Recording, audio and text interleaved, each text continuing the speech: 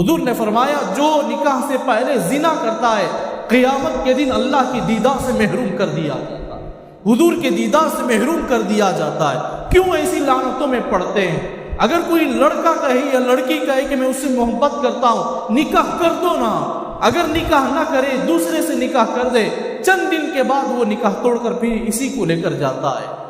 خدا کے لیے اللہ کا واسطہ دے کر کہتا ہوں، تم جس سے اگر تمہاری اولاد ایسا نہ ہو تو تم اپنی اولادوں کو دیندار بنا دو۔ ایسی غلطی نہیں کرے گا۔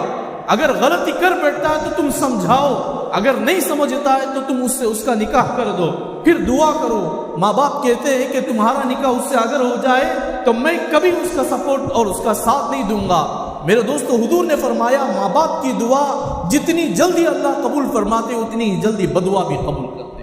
تو ماں باپ بدعا دیتے ہیں، پھر پوری زندگی پھرتا رہتا ہے۔